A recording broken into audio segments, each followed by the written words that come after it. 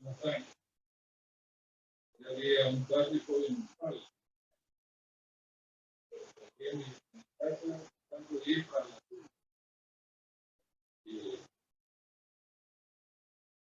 y de paso, pues, viene. Otras que no se mojaron mis notas, las notas, estaba jugando.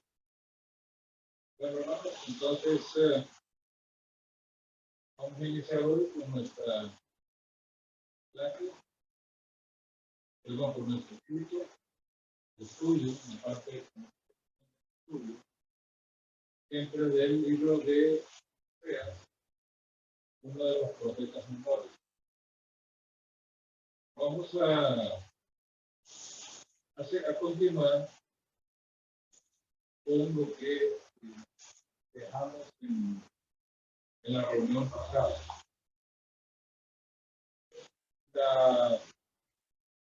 La parte que dice el versículo 5 dice así, ¿verdad? Porque su madre se prostituyó, la que los dio a luz se deshonró, porque dijo, miré a mis amantes, que me dan mi pan y mi agua, mi lana y mi lino, mi aceite y mi bebida. Quisiera que reflexionáramos más todavía internamente sobre la parte de ese versículo 5 del libro de Oseas. Creo que si nosotros analizáramos bien el versículo, tendríamos un tema. Hay un tema ahí que ¿cómo se llama? Que está a la vista. Y ese tema es, ¿quién es el verdadero sustentador? ¿Quién es el que verdaderamente nos sustenta? El que nos da todo lo que poseemos. El versículo 5 muestra el rumbo que había tomado la nación al creer que las necesidades de la vida las sustentan las naciones que hablan por los dioses que hablan. Al habitual su idolatría, fueron cegados e imposibilitados de reconocer que verdaderamente era el sustentador de la nación. Como lo vimos antes, esas necesidades tienen que ver con la seguridad alimentaria, el destino y los lujos. Todas esas cosas no eran gratuitas, se intercambiaban con oro y plata, el cual abundaba en aquel tiempo, en aquel entonces. Se considera que bajo el reinado de Jeroboam II la nación tuvo una prosperidad económica. Eso contribuyó aún más a dejar de confiar en el Señor para fijar su vista en los ídolos. Sin embargo, todas las cosas, el oro, la plata, sustento alimentario, vestidos, que les daba el Señor, los cuales se la atribuían a los ídolos para después honrar a Baal, que era su ídolo favorito. Muy bien, vamos a ver ahora vamos a ir analizando cada una de sus partes para que entendamos el mensaje que se nos quiere dar ahí. En primer lugar, la primera frase que dice, porque su madre se prostituyó. Y el 2.5a, que es la primera parte, tiene que ver con lo que se ha dicho anteriormente. ¿Verdad? Tiene que ver con el contexto.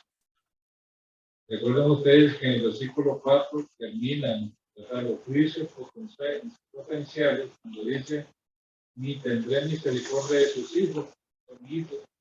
O sea, lo que le iba a pasar a la madre también le iba a pasar a los hijos. Y la razón es, dice, porque su madre se prostituyó. Entonces el castigo iba a ser por igual. La Biblia textual traduce esa frase, dice, sí, dice, su madre se prostituyó. Esta oración explica la razón por la cual Dios considera a los hijos o de prostitución o bastardos de acuerdo al matrimonio, por la conducta de su madre en alto justicia. Por supuesto, hermanos, recordemos que esta es Esta es una ilustración, es una figura, es una metáfora que quiera entender. ¿Cómo se llama? Utiliza este lenguaje figurado para entender lo que pasaba. Tener, ¿cómo se llama? Una ilustración ahí, en forma física. Pasaba en un matrimonio de exactamente lo mismo que pasaba en la nación de Israel. Entonces el Señor ponía como ejemplo un testimonio viviente. Eso tiene que ver con el culto a los ídolos al abandonar el pacto. Los israelitas individualmente siguieron los lineamientos del reino, representados por los gobernantes, porque introdujeron cultos ajenos a la ley mosaica. Al analizar la historia de Israel, vemos que era propensa a la idolatría. En tal sentido, lo que hicieron los reyes para evitar que el pueblo pudiera adorar a Jerusalén, al verdadero Dios, y al único lugar que Dios había escogido, a la única ciudad que Dios escogió para ir a adorar a Jerusalén, y específicamente en puede alentar esta inclinación, salvo algún grupo indiferente y el remanente fiel. Ellos se mantuvieron, como decir, al margen, pero con la mayoría de todos los israelitas que conformaban el reino del norte. La porción de este versículo, hermanos, es contundente. Se prostituye. Como un acto en proceso de ser consumado, un acto en proceso de concluir. En el versículo 2, el Señor le había mostrado que el país, dice, fornica apartándose de Jehová. En mejores versiones dice, el país se prostituye apartándose de Yahvé. La prostitución es un vocablo que expresa la veneración a los ídolos y sus prácticas abominables. La idolatría había inundado todo el país. Y parece que el culto a Baal estaba resurgiendo de nuevo, a pesar que Jehú lo eliminó completamente por mandato del Señor. Miren ustedes, quisiera que fuéramos a Jeremías, capítulo 3, versículo del 1 al 3. Podemos decir que es un pasaje paralelo que nos amplía un poco más lo que estamos analizando. Miren ustedes lo que dice Jeremías 3 del 1 al 3. Dice, miren ustedes, si alguno dejare a su mujer y yéndose esta de él, se juntare a otro hombre, volverá a ella más, la regresará, como puede decir, ¿verdad? No será tal tierra del todo amancillada. Tú pues has fornicado con muchos amigos. Dice, vuélvete a mí. Alza tus ojos a las alturas y ve en qué lugar no te hayas prostituido. Junto a los caminos te sentabas para ellos como árabe en el desierto. Y con tus fornicaciones y con tu maldad has contaminado la tierra. Por esta causa las aguas han sido detenidas y faltó la lluvia tardía, y has tenido frente de ramera, y no quisiste tener vergüenza. Miren ustedes qué interesante, pero la frase que más me llama la atención dice, te has prostituido, dice, y ve en qué lugar no te hayas prostituido. Fíjense que esa frase, hermanos, es equivalente a decir, ¿verdad? Te has prostituido hasta el último lugar, hasta el último rincón. No hay rincón donde no hayan hecho imágenes, ídolos y ahí mismo honrar. Por eso dice acá, ¿verdad? Cuando dice Jeremías el versículo 2, alza tus ojos a las alturas, como queriendo decir, mira al frente, mira todo a tu alrededor, y ve, dice, o mira, en qué rincón no te has prostituido. Y es que el culto a los ídolos, el culto y los ídolos abundaban. No podía haber un monte alto, ¿verdad? Un montecito, sin que ahí, ¿cómo se llama? Hicieran un altar, pusieran una imagen de madera o una imagen de piedra. No podían ver ellos un árbol bien frondoso, ¿verdad? Bien bonito, que daba sombra, porque ahí ponían, ¿cómo se llama? Una imagen. Y no digamos en las casas, ¿verdad? En la afuera de la casa. También imagen. O sea, estaba inventado, estaba en la tierra de imagen, sobre todo de culto. O sea, por eso le dice ahí, y ven qué lugar te has construido. Como queriendo decir, mira en qué rincón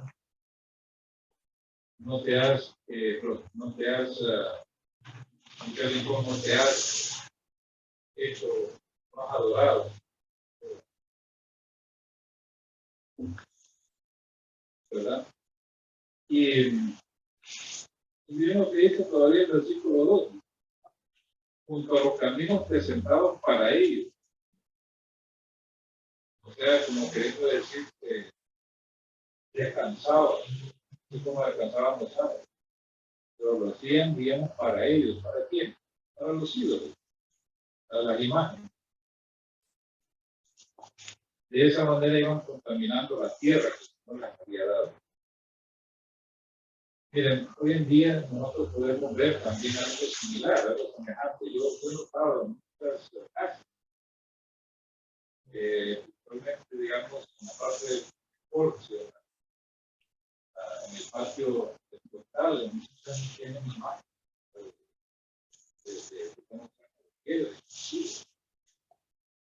Tienen imágenes de cómo se llama, de María, supuestamente, ¿verdad? La Virgen María, todo eso. Yo no he notado aquí, digamos, no solamente musical, pero cómo se están dividiendo, cómo se llama, para justamente, ¿verdad? Para protección o lo que sea. Entonces, eso es algo que no es nuevo, esto es antiguo, tan antiguo como el hombre, bien antiguo eso. O sea, porque el hombre siempre, como dicen, tiene un gran vacío. Tiene un vacío, tiene que llenarlo de alguna forma. ¿Verdad? En el momento en que rompió, ¿verdad? En el momento que ahí en el Edén entró el pecado, desde ese momento se rompió la relación. Y los que le nacieron a Adán tienen con ese vacío. Ustedes tienen que llenarlo, ese vacío. Pero el único que verdaderamente lo llena es medio de Jesucristo. Miren ustedes en la segunda parte dice la que los dio a luz se deshonró. La que los dio a luz. O sea, la madre dice se deshonró. Esta parte de la versión siglo XXI nos dice la que los consiguió a todos determinadas. Esta frase sirve para mostrar que la madre actuó de un modo perfecto. Miren ustedes que es el mismo vocablo utilizado en 2 Samuel 19:5. Básicamente el original es el mismo.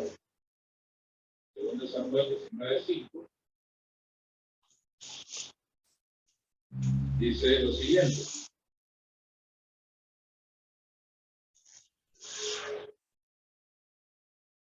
Entonces Joab vino al rey en la casa y dijo: hoy has avergonzado el rostro de todos tus siervos, que hoy han librado su vida y la vida de tus hijos y de tus hijos, y la vida de tus mujeres, y la vida de tus concubinas.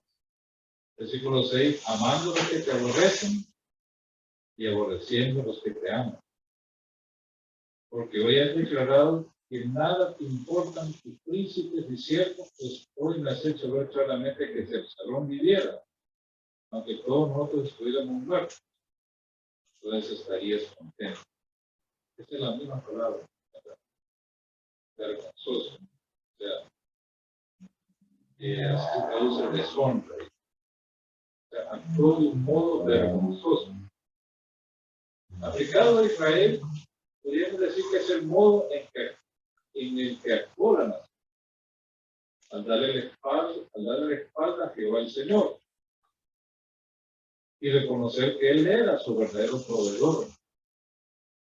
En pocas palabras, inclinándose a los que no le dan nada, a los dioses falsos, a los dioses que no ven, no oyen, no caminan, no hablan. Entonces a eso, ¿verdad? Por eso dice actúe en forma vergonzosa. Y lo primero es atribuirles a esos dioses falsos todo su sustento. Y podemos decir todo lo que tenía. Obviamente que al actuar de un modo vergonzoso trajo la deshonra. ¿Y eso qué quiere decir? El respeto, el desprecio y también la mala fama de parte de aquellas naciones en las cuales había puesto su confianza. Y es que verdaderamente pasó. Las naciones en las cuales Israel confió le dieron la espalda. Y más bien la trataron con desprecio, con el peor de los desprecios. Por eso dice que se deshonró. Pero se deshonró también por lo que vamos a ver a continuación. Dice, porque dijo, iré tras mis amantes, que me dan mi pan y mi agua, mi lana y mi lino, mi aceite y mi bebida. La Biblia textual lo traduce, pues se dijo, iré en pos de mis amantes, los cuales me dan mi pan y mi agua, mi lana y mi lino, mi aceite y mi vino. Por medio de la conjunción porque explica las razones por las cuales primeramente se prostituyó y obviamente después se despojo. Porque primero fue una cosa y después vino la otra. Primero prostituirse, o sea, adorar a los ídolos y luego deshonrarse, actuar desvergonzadamente, de una forma, digamos así, ¿verdad? Que le dio la cara al Señor, ¿verdad? Yo soy tu proveedor. Entonces dijo, bueno, no me alegro. Me alegro en los ídolos que verdaderamente son y Baal. Lo vamos a ver ahí. La prostitución se vincula con la idolatría, la deshonra se vincula con las naciones con las que se había aliado, asirios, caldeos, egipcios. Sabemos de que en aquel entonces eran las potencias militares, potencias, ¿cómo se llama? Económicas. Es como decir, oye, hermano, hay varias potencias. Y también hay potencias emergentes. Por ejemplo, las potencias que conocemos. Gran Bretaña, Francia, China, Estados Unidos, la Federación Rusa. Pero también hay potencias emergentes. Por ejemplo, Corea del Norte, Irán, que ya tienen armas nucleares, Pakistán, India. A eso se le llama potencias emergentes. Entonces siempre en este, obviamente Israel ha dependido mucho de los Estados Unidos, para como protección, ha dependido mucho. De eso, fíjense ustedes que la firma en 1948 dependía del presidente de los Estados Unidos. En aquel entonces era Harry S. Truman. casi parecía un antisemita, casi como dicen fue obligado a firmarlo, porque no quedó alternativa, a pesar de que ya, digamos, todas las naciones habían dado ya su beneplácito para que Israel se constituyera. Pero la firma del presidente de los Estados Unidos estaba retardando. Al final firmó. Se ha convertido como el protector de Estados Unidos. Aquí es un protector, ¿verdad? Ha sido como un aliado, digamos. Un aliado. Israel también es una potencia emergente. Es una potencia emergente. Y eso tiene armas nucleares. Y ha tratado de, en gran medida, de evitar la dependencia, ¿sí? No depender de Estados Unidos, sino de tratar de ellos, tratar de ser eficientes cuando toca salir a la guerra. Y eso lo ha demostrado, ¿no? Eso lo ha demostrado en las guerras que han tenido. Entonces, ¿cómo se llama? Estas naciones habían entrado en alianzas con ellos, a pesar de que Dios les había prohibido. Les había prohibido. Porque no solamente eran alianzas de tipo militar, política, sino que involucraba todo tipo de transferencias, o sea, hábitos de la nación, principalmente la idolatría, hubo un rey, como en el libro dice, el libro de los reyes, que hubo un rey, ¿verdad?, que viajó a cierta ciudad y vio, digamos, un gran altar, un inmenso altar. Y cuando llegó a Israel, pidió que replicaran ese altar. Que lo replicaran ahí.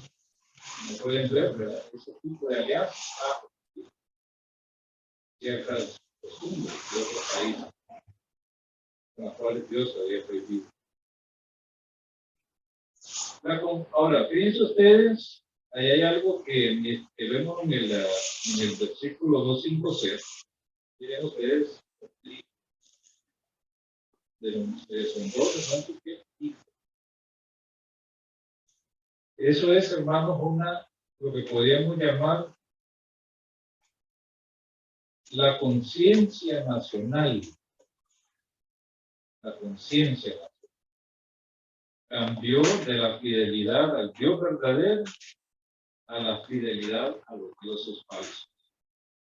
Desde el momento en que se dijo a sí mismo, o porque dijo quién era su proveedor. O sea, un cambio de 180 grados,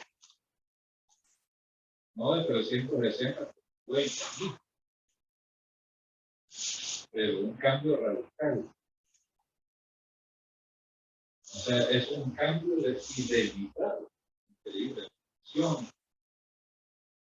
Dios tuvo pacto, cambia su fidelidad, Dios es falso.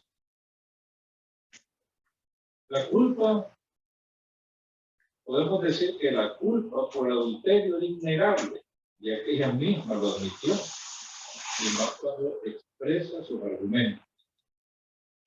Recordemos, hermanos, que hay una idea que viene del versículo 2, cuando dice contender, dice los hijos que contendieran con tu madre, o sea, que tu propia nación fuera tu juez. Entonces, esa idea se mantiene. O sea, cuando dice el versículo contender con vuestra madre, contender, entonces habla después de la relación. ¿Ya? Pero sobre todo dice porque su madre se prostituyó, debían contender. Su madre se prostituyó. Y lamentablemente eso fue lo que pasó.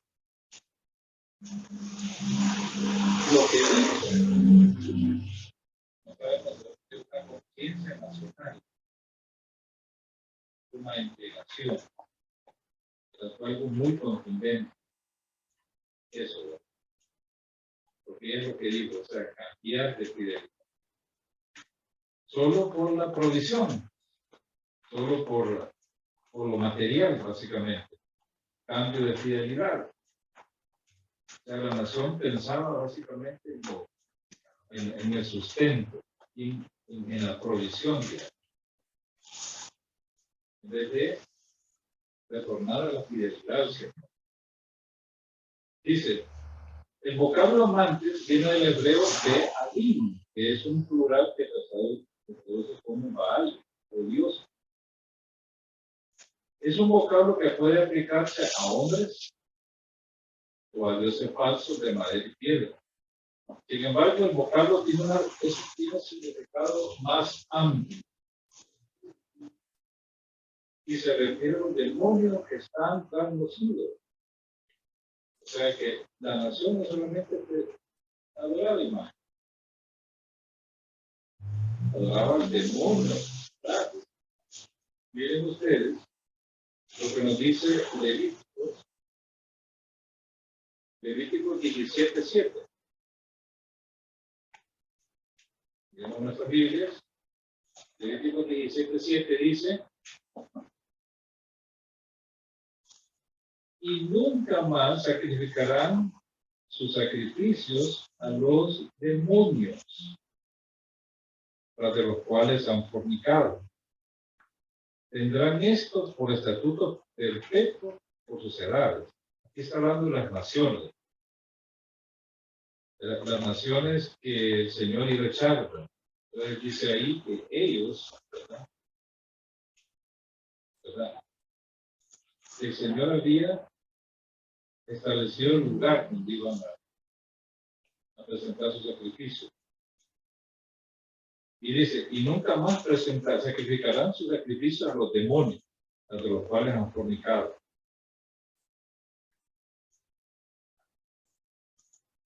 O sea, y eso es lo que hacían las naciones. El único lugar que podemos decir escogido por Dios era el tabernáculo, presentar los sacrificios al tabernáculo. Estaba prohibido por la ley que ellos ofrecieran sacrificio en otro lugar. O sea, que de ahí lo sacrificaran y después lo trajeran. Ahí mismo debían sacrificarlo, presentarlo y sacrificarlo. Porque el Señor estaba previendo que el pueblo pues, no hiciera las prácticas de las naciones. Porque las naciones no solamente adoraban, y lo está diciendo, tenían su sistema de sacrificio.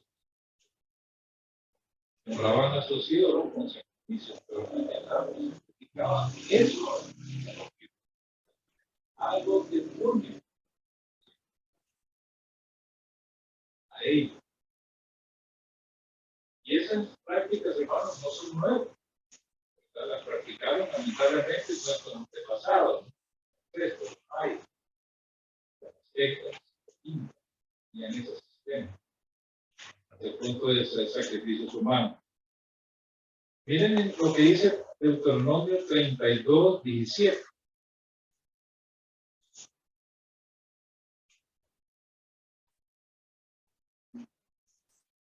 Dice, sacrificaron a los demonios sino a Dios, a dioses que no habían conocido, a nuevos dioses temidos de cerca, que no habían temido de sus padres.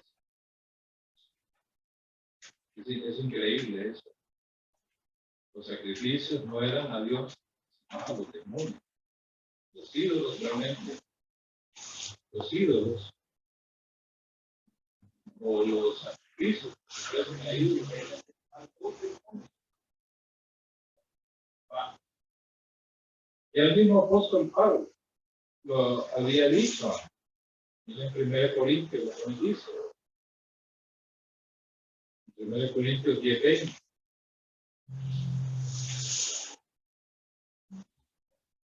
Y el 2021 dice, antes digo. Bueno, desde el 19. ¿Qué digo, pues? Que el ídolo es algo.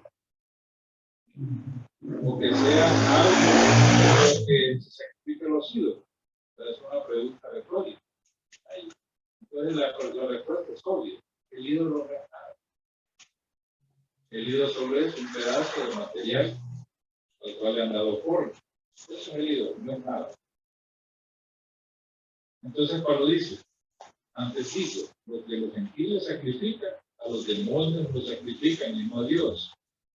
Y no quiero que vosotros hagáis partícipes con los demonios. No podéis beber la copa del Señor y la copa de los demonios. No podéis participar de la mesa del Señor y de la mesa de los demonios. O sea que realmente lo que le está exhortando a la iglesia, ¿verdad? Que tiene que haber siempre una separación. No podemos estar en dos caminos o tener dos pensamientos. Entonces, para nosotros, hermanos, el ídolo no es nada.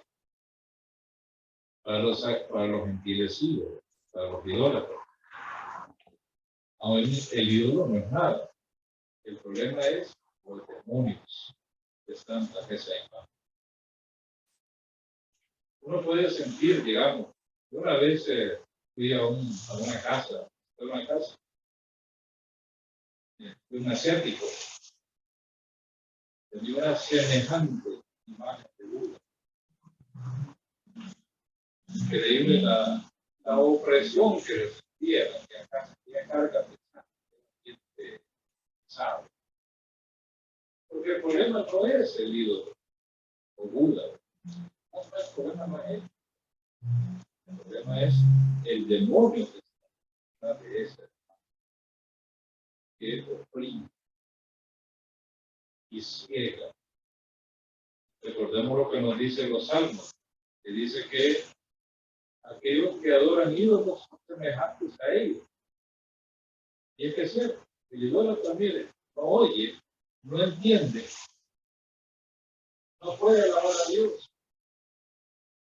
Así el ídolo no habla, ¿verdad? Y el que es habituado a la idolatría tampoco habla. Podemos decir es mudo, porque no puede decir nada a favor del Señor. Pero tampoco no entiende, no ve. ¿Por qué? Porque el ídolo, así como el ídolo no ve, ellos no ven, están ciegos. No oyen, así como el ídolo. Entonces, por eso dice que semejantes a ellos son los que los adoran. Pero hay otra cosa además del sincretismo religioso. Sabemos que el sincretismo religioso se refiere a la incorporación, ¿verdad? En ese caso el judaísmo, de otras religiones paganas. Entonces hicieron una mezcla. Además del sincretismo religioso, otra de las causas de la decadencia moral de Israel fue la abundancia, la ociosidad, la soberbia y la falta de ayuda al necesitado. Quiero que terminemos con Ezequiel, capítulo 16.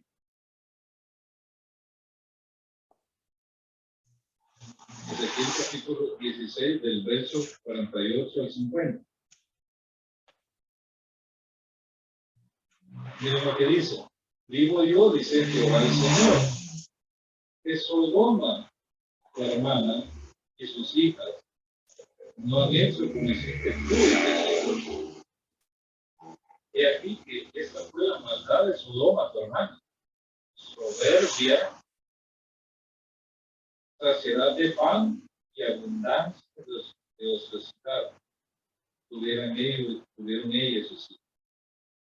Y no fortaleció la mano del afligido y del menesteroso. Versículo 50 dice, y se llenaron de soberbia, e hicieron abominación delante de mí, y cuando lo vi, las quité. O sea que vino un juicio sobre. Miren cómo se refiere al reino del norte, de Sodoma. Obviamente que Judá, o el reino del sur, actuó peor que ellos, peor que el reino del norte. Tanto así que el Señor dijo que si estuvieran Job, estuviera Noé y estuviera Daniel intercediendo por ellos, dice, ellos librarían sus vidas, librarían sus propias vidas. De coste, son tres justos. Sodoma no hubiera sido juzgada, hubieran habido 10 justos. Y de repente se hubieran habido tal vez unos 5. Pero dice que estos 3, si estuvieran intercediendo, ellos sí librarían sus vidas. Ni a sus hijos podían librar. O sea, que el reino del sur cayó más bajo que Sodoma. Cayó más bajo. Pero miren acá por qué la causa de la decadencia, hermano. Abundancia de pan, ¿verdad? Ociosidad. O sea que lo tenían todo. Lo tenían todo. Muy bien, solo quiero terminar con esto. Miren ustedes. Bueno, esto lo vamos a ver. Lo que quiero decir, es importante destacar que el versículo que estudiamos, o sea, puntualiza las cosas necesarias de la vida, pero también los lujos. Es como decir que toda su provisión, hasta el artículo menos necesario para la vida, se lo proveíamos a alguien. Así era la conciencia nacional. Hasta las cosas innecesarias, como podemos decir, los lujos, se lo atribuyen a los padres. Qué lamentable eso. Muy bien, hermanos, nos quedamos acá. Así que nos vemos el próximo jueves.